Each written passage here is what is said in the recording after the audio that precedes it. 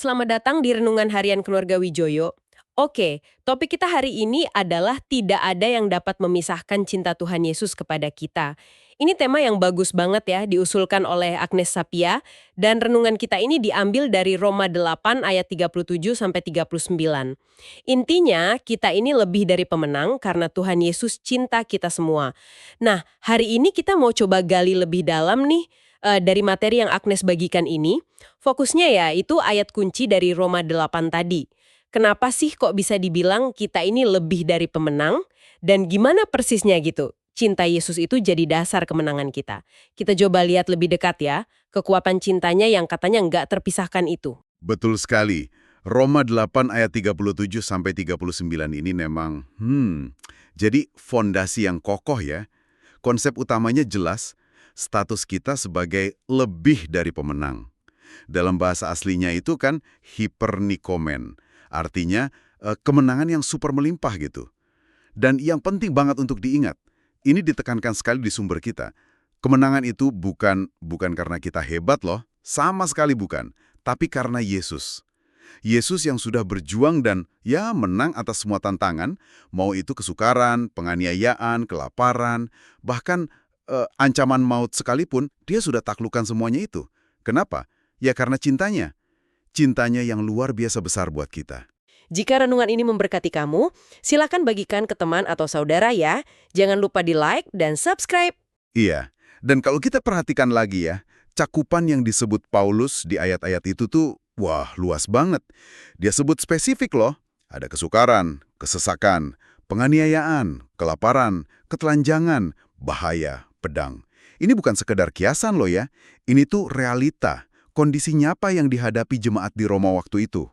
Jadi pesannya makin kuat, bahwa nggak ada satupun dari kondisi-kondisi sulit itu, atau kekuatan apapun, mau yang di atas atau di bawah, yang punya kuasa untuk misahin kita dari kasih Allah. Kasih Allah yang ada dalam Kristus Yesus Tuhan kita.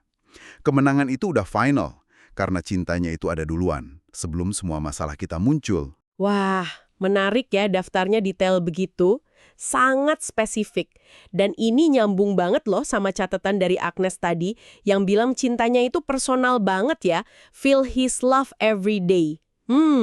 Ini rasanya membawa kita dari konsep teologi yang mungkin kesannya agung tapi jauh gitu ya. Jadi sesuatu yang dekat. Sesuatu yang bisa kita rasakan sehari-hari. Bukan teori doang, tapi pengalaman pribadi. Gimana ya caranya supaya kita lebih peka gitu merasakan sentuhan cinta yang personal ini? Di tengah kesibukan, di tengah tantangan harian kita? Nah, itu pertanyaan bagus banget. Karena kesadaran akan cinta yang personal dan gak tergoyahkan inilah intinya. Kuncinya di situ. Saat kita benar-benar meresapi, menghayati bahwa cintanya itu nyata, hadir setiap saat, setiap hari, dan gak tergantung kondisi kita baik atau buruk, nah itu yang mengubah cara pandang kita. Jadi hidup sebagai lebih dari pemenang itu bukan cuma slogan pas lagi ada masalah gede aja, tapi jadi cara kita melihat hidup setiap hari. Kita hadapi tantangan itu bukan dengan kekuatan kita sendiri, tapi dengan kesadaran penuh, aku ini udah di pihak pemenang.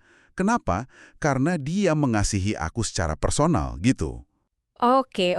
Jadi ini bukan tentang kuat-kuatan kita ya? Bukan sama sekali. Jika renungan ini memberkati kamu, silakan bagikan ke teman atau saudara. Jangan lupa di like dan subscribe.